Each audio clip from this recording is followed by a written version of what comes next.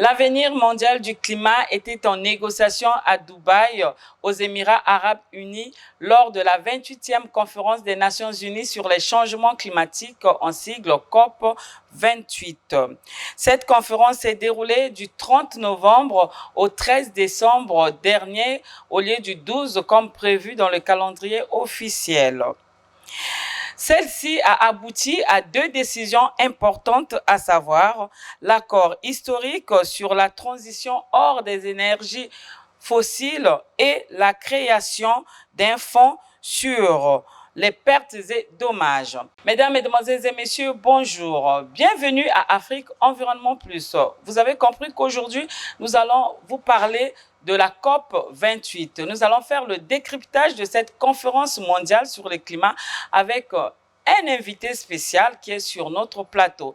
Je vais vous le présenter tout à l'heure après ce jingle.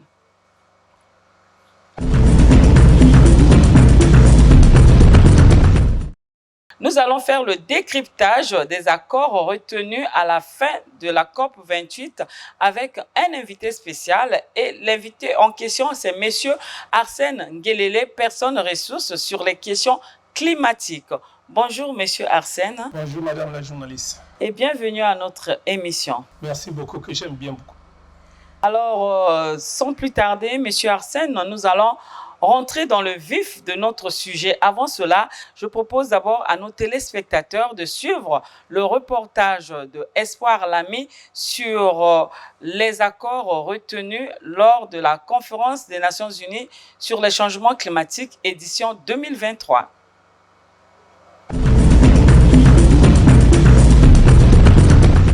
I invite the CMA to adopt the draft decision entitled Outcome of the First Global Stocktake, contained in document FCCC/PA/CMA/2023/L.17.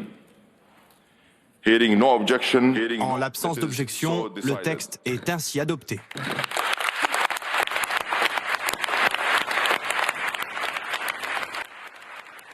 Prévue pour le 12 décembre, la fin des travaux de la 28e conférence des Nations Unies sur les changements climatiques a finalement intervenu avec un jour de retard, mais sur un accord historique qui marque le début de la fin de l'ère des combustibles fossiles qui contribue à plus de 75% au réchauffement climatique.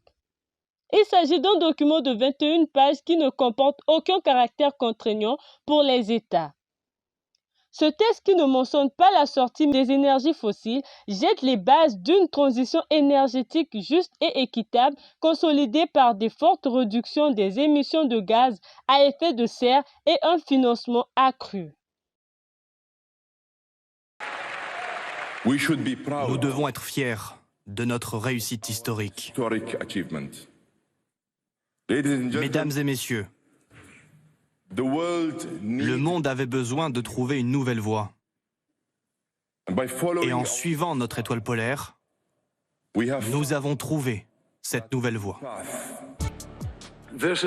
C'est un moment où le multilatéralisme a gagné et où chacun a pris en compte ses intérêts individuels et a essayé de définir le bien commun. Pour la première fois, le monde s'engage à abandonner les combustibles fossiles. Pour la première fois, il existe un fonds pour les pertes et dommages afin de soutenir les pays les plus vulnérables. Il pourrait donc s'agir du début d'une nouvelle ère. Le réchauffement climatique fait exploser les budgets, fait monter en flèche les prix des denrées alimentaires et bouleverse les marchés de l'énergie. Mais l'action climatique peut inverser la tendance et les énergies renouvelables sont un cadeau qui ne cesse d'être offert. Il est bon pour notre planète, notre santé et nos économies de purifier notre air, de répondre à la demande énergétique mondiale en procurant à des millions de personnes une électricité abordable qui peut apporter stabilité et sécurité au marché et qui permet d'économiser de l'argent, car les énergies renouvelables n'ont jamais été moins chères. Il faut également noter que, pour certains acteurs de l'environnement, cet accord manque de détails. Cet accord de Dubaï qui vise également à limiter la température mondiale à 1,5 degré Celsius et s'inscrit dans le même cadre de l'accord de Paris. C'est ainsi que cette COP organisée dans l'un des pays les plus producteurs et exportateurs de pétrole devient l'une des plus importantes. Cette grande messe climatique a donc permis aux participants de faire un bilan mondial sur la lutte contre les changements climatiques. Ce, dans le but d'intensifier l'action climatique avant la fin de la décennie. Ainsi, l'heure est maintenant à l'action et à la concrétisation de l'accord de Dubaï. Signalons que la COP29 et la COP30 se tiendront respectivement à Azerbaïdjan, au Brésil.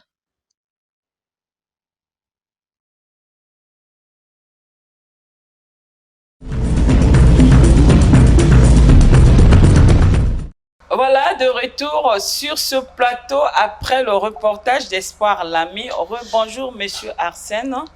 Bonjour, Madame Ibombo. Merci beaucoup de répondre à notre invitation. Alors, Merci Monsieur beaucoup. Arsène, nous avons suivi le reportage. À l'issue de la COP 28 sur le climat, un accord historique a été quand même conclu entre les parties. Donc, c'est l'accord sur la transition hors des énergies fossiles. Est-ce une utopie ou une réalité? Madame Ibombo, Madame la journaliste, je sais que vous suivez les questions de COP depuis longtemps et que vous avez l'expertise aussi dans le domaine. Je pense que les décisions qui sont prises, on est habitué à les écouter. Mais on est toujours optimiste, on ne peut pas dire dès le premier jour que non, parce que c'est quand même une première. Dès l'ouverture, on salue le courage et la volonté du président de la COP 28. La décision, je vais rappeler, dommage que tout le monde au niveau africain attendait. Et puis, comme vers la clôture, tout ce qu'ils ont pris comme décision aussi, tout ça là c'est bien. Mais n'oublions pas une chose, vous savez que nous partons de quelque part. Donc si on est arrivé de 28, donc on est passé de différentes étapes. Mais on va faire l'exercice. On va faire l'exercice d'évaluation. On a suivi, on suit les activités ou les décisions, on évalue les résultats. Mais à un moment, on commence à se fatiguer. Les oreilles, il y a un moment où ça écoute et puis bon, excusez-nous. Donc, ils prennent les engagements, mais ils ne respectent pas. On ne va pas douter de la bonne volonté comment ce qu'on appelle, de la COP 28, ce qu'ils ont pris comme décision. Mais on est là pour suivre la mise en œuvre, le respect que nous avons réclamé tout le temps. Sincèrement, je voulais dire une chose, s'il vous plaît. Le climat n'a pas de frontières. Personne, grande puissance, grand pollueur, moins pollueur, ainsi de suite, personne n'est à l'abri des effets des changements climatiques. Ne donne pas, comment ce qu'on appelle, un préavis. Un préavis, il n'y a pas de délai. Pas de préavis. Les changements climatiques, c'est une guerre. Nous le savons, on le dit à tout moment. Vous, les hommes des médias, les femmes des médias, vous le relayez à tout moment. Mais il y a un président, un chef d'État, je pense que c'est le président Chirac, qui en avait parlé, c'était en Afrique du Sud. Mais quand la maison brûle, nous on regarde ailleurs. On est dans la même planète. Il n'y a pas deux planètes qui s'appellent planète Terre. Nous suivons tous les médias. Vous qui êtes dans les médias, vous nous montrez à tout moment. Nous regardons des inondations, des dévastations de forêts, comment ça s'appelle? Et c'est partout. Partout. Il n'y a pas de frontières, il n'y a pas de... Les changements climatiques n'ont pas de frontières. Mais il y a des zones ou des continents vulnérables. Je prends l'exemple l'Afrique, où nous sommes. L'Afrique est exposée. Et là-dedans, vous avez des parties prenantes, les femmes, les jeunes, ainsi de suite, les communautés locales, les populations autochtones qui subissent. Vous pouvez imaginer que celui qui prend la décision dans un pays où il y a de grands pollueurs, il se retrouve un bon matin dans le cadre de la coopération multilatérale ou bilatérale. Et il y a une catastrophe qui se passe à Brazzaville. Dites-moi, il va appuyer un bouton pour disparaître? Il sera victime. Donc ça n'arrive pas qu'aux autres. Donc lorsque nous réclamons, ce n'est pas que nous quémandons, on ne quémande pas. nous abritons par exemple au niveau, au niveau du continent africain, précisément dans le bassin du Congo, c'est le poumon. C'est une réserve. Donc, imaginez l'instant que nous voulons aussi faire le désordre, comme les autres ont fait pour se développer. L'Afrique est en train de fonctionner sur les 2 pieds. Le développement économique, qui est tout à fait normal, et, comment ce qu'on appelle, la réduction de la pauvreté. Nous sommes sur ces 2 pieds-là. Et quand nous tendons la main, je ne peux pas dire tendre la main, c'est pour les compensations encouragées. Mais encourager, ce n'est pas avec les discours. Les discours doivent être axés sur les résultats, s'il vous plaît. Personne n'est à l'abri. Voilà. Du danger. Mais si vous savez que ce pays-là est vulnérable, est exposé à tous ces effets. Monsieur Arsène, de l'accord pris à la COP 27 à Sharm el-Sheikh sur les pertes et dommages à la création du fonds sur les pertes et dommages, qu'est-ce que l'on peut retenir? Est-ce qu'il y a eu des avancées ou c'est toujours du pipeau? Non, vous savez que c'est ce que je dis. Il y a eu une promesse à Sharm el-Sheikh, comme 27. Voilà qu'on arrive à Dubaï et une décision courageuse. Ce n'est pas des petits montants, c'est des gros montants. Et comment cela va se faire? Non, mais cela va se faire. Comment est-ce que ce fonds va fonctionner? Parce qu'il y a déjà des pays qui se sont prononcés. Je fais allusion aux Émirats Arabes Unis, à l'Allemagne et bien d'autres. Et comment est-ce que ce fonds-là sera géré? Qui va gérer cela? Toujours la Convention cadre des Nations Unies sur les changements climatiques. Tous ceux qui ont suivi, vous et nous savons que le fonds sera logé à la Banque mondiale. Bon, certains pays qui ont pris, qui s'accrochent à la décision des Émirats Arabes Unis, commencent aussi à annoncer les montants. Bon, ce que je trouve un peu aberrant, ça commence à être classifié.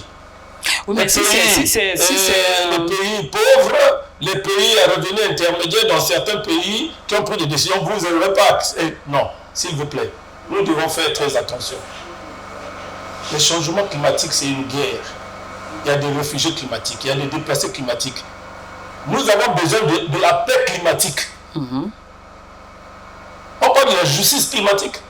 Nous avons besoin de la paix climatique pour que tout le monde se retrouve, on peut voyager sans inquiétude, vivre. Est-ce que cela sera possible? Comme vous avez dit, de la COP 27, on est arrivé à 28, parce que les gens disaient que peut-être ça pourrait être là, de la même manière. Là, il y a une grande décision que nous encourageons, mais le problème, nous devons suivre ça. Nous connaissons quand même les procédures de la Banque mondiale. Il y a quand même de la clarté, il y a quand même de la rigueur. On peut avoir de l'espoir. Bon, l'espoir est toujours permis. S'il vous plaît, l'espoir est toujours permis. Et vous savez qu'une personne qui est habituée à... Les oreilles ont été placées tout le temps à des discours sans résultat. Il y a un peu l'inquiétude. Mais on ne se décourage pas, on garde l'espoir. Maintenant, nous allons tous ouvrir les yeux. Nous, on a dit, mais s'il y a même une task force pour surveiller de près. Ce n'est pas toujours dans les États. Dans les États, là, il y a des parties prenantes. Nous voyons, par exemple, lorsque les gens se retrouvent, mais comment les sociétés civiles ou le secteur privé, dans d'autres pays, là, où les pays dits les grands pollueurs, comment ils réagissent? Parce qu'ils savent que nous avons une seule planète. Cette planète Terre nous appartient tous.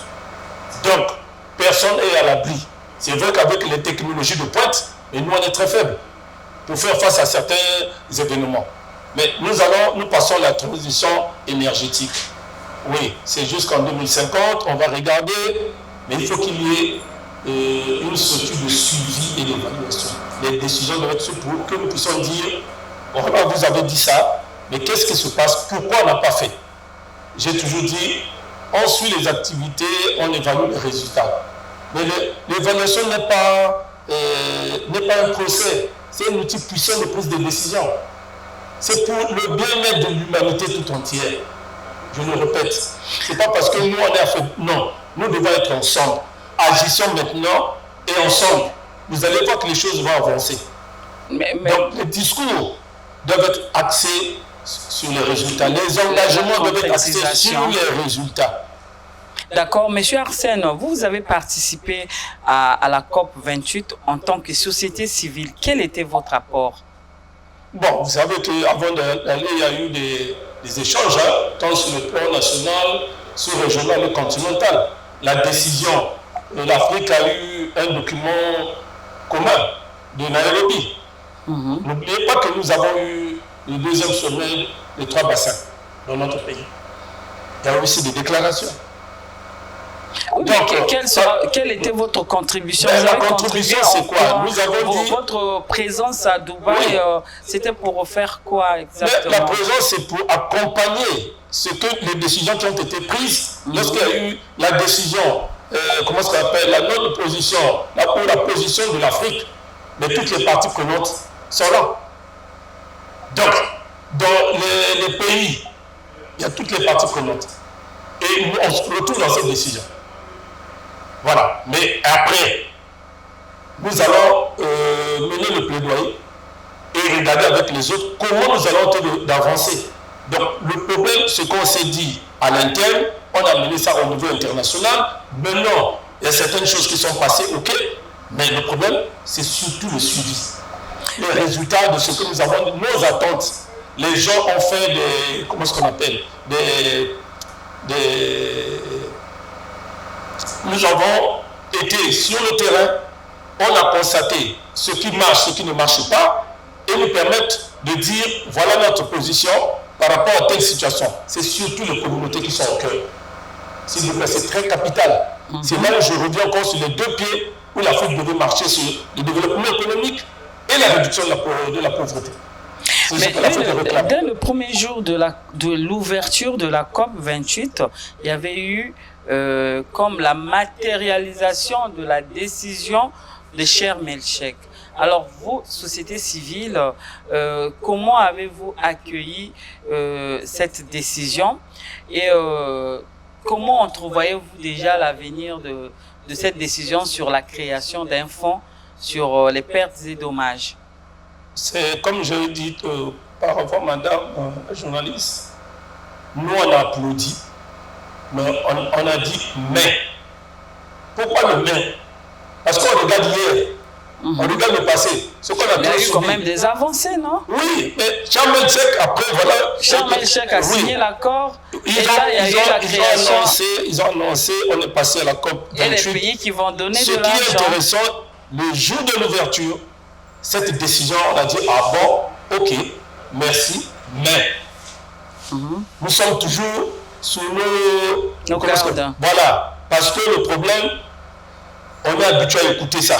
Le problème aujourd'hui, que cette fois-ci, ça soit matérialisé. Et si jamais ça ne se matérialise pas, qu'est-ce qui va venir pour l'avenir de l'humanité face aux dégâts que les changements climatiques causent? Je vous ai dit tout à l'heure, madame, les changements climatiques ne donnent pas de préavis. S'il vous plaît. Et personne n'est à l'abri.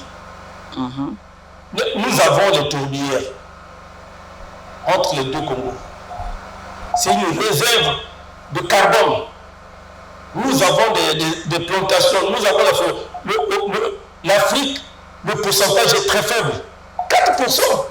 Mais nous subissons, je prends l'exemple du Congo, 0,06%. Mais pourtant nous subissons les catastrophes, nous subissons les effets des changements climatiques. Madame, vous avez raison. On est aussi un pays vulnérable. Mais le problème, malgré que nous avons un faible taux de déforestation, mais nous avons une politique d'afforestation et de reboisement. Donc on ne présente pas le même danger que les autres, mais nous faisons ça pour des mesures de prévention. Je ne peux pas prêter ma langue devant ce micro sans parler aussi dans des, comment est-ce qu'on appelle, ce que nous avons pu mettre à la disposition, ce que nous faisons dans notre pays. Il y a eu la décennie. Ça, on ne peut pas passer pieds joints. La décennie, ça s'est passé au niveau de comment ça s'appelle, la commission. La décennie de quoi? La décennie mondiale sur la forestation et le reboisement. Ça, c'est encore un projet. Le magazine Afrique Environnement Plus a fait aussi le déplacement de Dubaï pour couvrir la COP 28. Et si cela a été possible, possible, c'est grâce à l'élan de cœur d'un homme qui a fait du combat écologique son credo, comme le chef de l'État congolais, Denis Sassou Nguesso aussi. Donc c'est l'écrivain chercheur congolais Innocent Peya qui a soutenu l'émission Afrique Environnement Plus. Et pour lui retourner nos remerciements, nous vous proposons, très chers téléspectateurs, le résumé des activités qu'il a eu à mener en marge de la COP 28.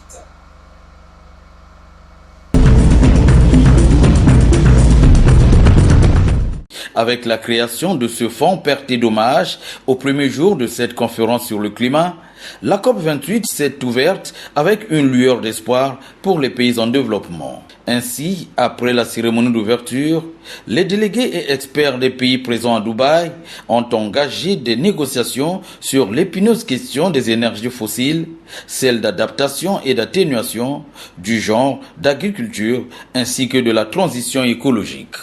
Ne pas perdre de combat climatique, voilà l'un des moteurs de l'engagement écologique du président Denis Sassou Nguesso, dont la constance des idées et des actions est de plus en plus relayée par l'écrivain-chercheur congolais Michel Innocent Peya. Présent à Dubaï, nanti de son nouvel ouvrage intitulé COP28, positions et propositions communes des pays en développement et des grands bassins forestiers du monde, synthèse et perspectives, Michel Innocent Peya aura participé à plusieurs événements et échangé avec de nombreux acteurs qui se sont dit émerveillés par l'action de l'écrivain-chercheur en marge des négociations des experts de la COP 28. J'apprécie beaucoup, je suis impressionné, faire de mon mieux. Merci beaucoup. Au docteur Michel Innocent Peya, je voudrais dire un mot. Je l'ai connu dans ce système. J'ai toujours lu ses ouvrages. Ça m'a permis en tant que ressortissant de l'Afrique de l'Ouest de mieux comprendre ce qui se passe en Afrique centrale. Ses ouvrages sont très très pertinents. Il vient de me faire l'honneur vraiment d'une copie de son document, ce que j'apprécie beaucoup. À travers ses œuvres, je comprends que le président Nguesso fait beaucoup d'efforts pour l'avènement d'une Afrique unie, d'une Afrique verte, d'une Afrique qui peut vraiment nourrir ses habitants. Si nous avons une masse critique, effectivement des chefs d'État qui prennent aussi conscience que le président Nguesso, je pense que l'Afrique, derrière les pays du bassin du Congo, je dirais que l'Afrique serait une référence. Chaque année, quand on se voit, il a un livre pour moi. Il y a toujours des résumés, des discussions, mais aussi des pistes pour le futur. Et c'est ça qui est important, parce que les discussions, ça passe, mais les écrits, ça reste, comme on le dit. Et j'encourage le professeur d'informer le monde et d'informer aussi la sous-région sur ce qui se passe à travers ces textes. C'est toujours très important de laisser des traces. Et c'est ça qui fait aussi l'histoire de l'Afrique. L'Afrique qui est aujourd'hui à la croisée des chemins avec les catastrophes naturelles dues au changement climatique espère sur l'implication de tous ses fils afin de relever les défis. Le président du groupe musical Magic System à Salfo encourage également l'écrivain-chercheur Michel Innocent Peya à maintenir le cap. Michel Innocent Peya, j'encourage encore à écrire davantage parce qu'on a besoin de savoir encore plus. Les Africains ont besoin d'être informés sur l'environnement. Les Africains ont besoin de se documenter. Donc avoir des personnes qui écrivent spécifiquement pour l'environnement, c'est quelque chose de bien. C'est pourquoi j'encourage l'auteur Michel Innocent Peya à continuer de nous fournir des œuvres comme celle-ci, parce que c'est important pour l'éducation de nos enfants, l'éducation environnementale. On encourage tous les pays, comme le Congo, à venir et à s'investir davantage. Parce que le climat, c'est un défi pour tout le continent.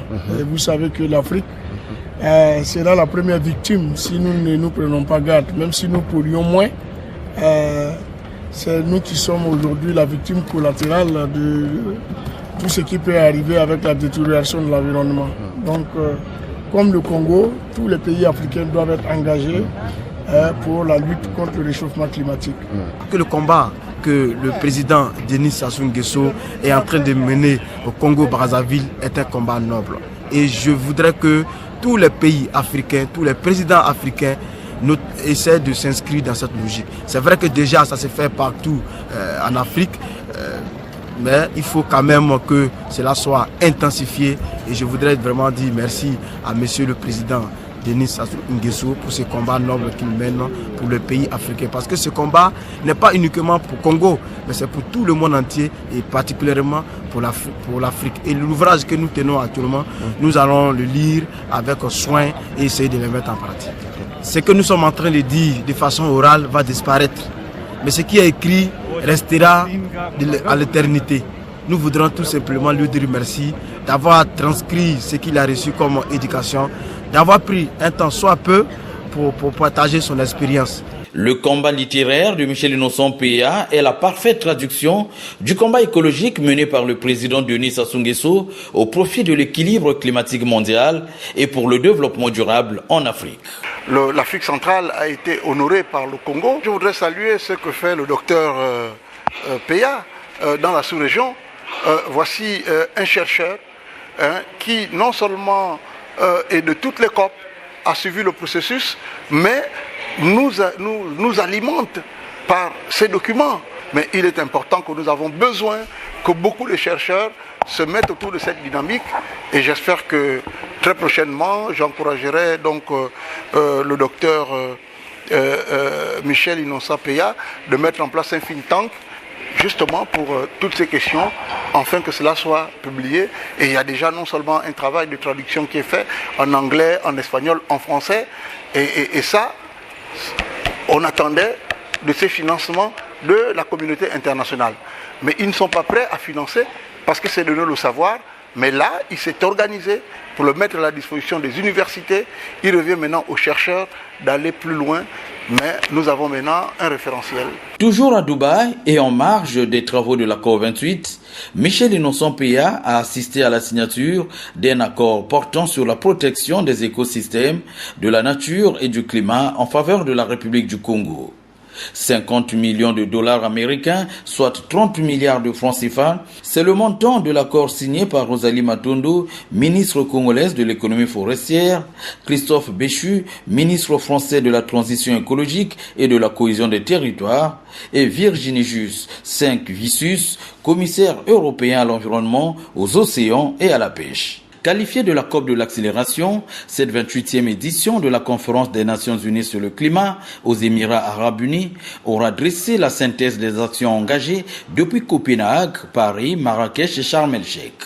Les nouvelles perspectives liées à la lutte contre les changements climatiques seront débattues en Azerbaïdjan, un autre pays dont l'économie reste fortement tributaire des exportations de pétrole et de gaz, un pays qui abritera la COP29 du 11 au 22 novembre 2024.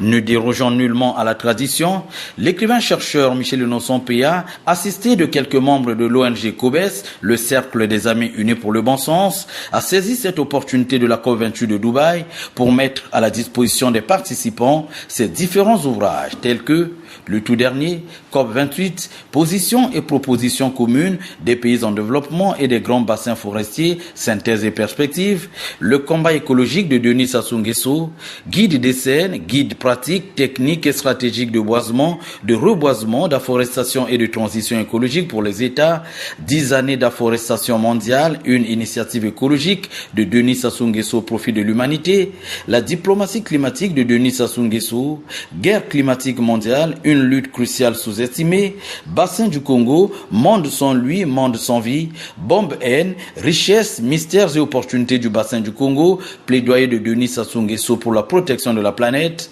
vision verte de Denis Sassou Nguesso, le désastre écologique et sanitaire de la Covid-19, la planète poignardée et menottée, préserver et valoriser la biodiversité en péril des 3 bassins forestiers, Congo, Amazonie et Bornéo-Mékong, le prix de la paix en Afrique, l'Afrique au féminin, combat écologique, tome 1 et tome 2, et bien d'autres ouvrages qui font depuis belle lurette jusqu'aujourd'hui de Michel Innocent PA un véritable accompagnateur du combat écologique du président Denis Sassou Nguesso. Toujours à Dubaï, Michel Innocent Péa a eu quelques échanges avec Christophe Béchu, ministre français de la transition écologique et de la cohésion des territoires, et Sylvie Lémé, ambassadrice pour l'environnement. Deux personnalités à qui l'écrivain-chercheur a également dédicacé l'ouvrage COP28, positions et propositions communes des pays en développement et des grands bassins forestiers.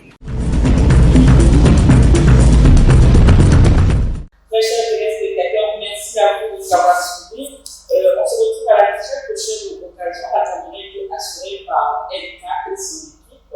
Bienvenue Elka, Nefatiga et son équipe. Merci à Clément un peu du côté de Paris. Merci au vieux Jésus qui a ouvert la COP28 pour le compte de notre émission. Merci aussi à Ruth Bolima qui était notre webmaster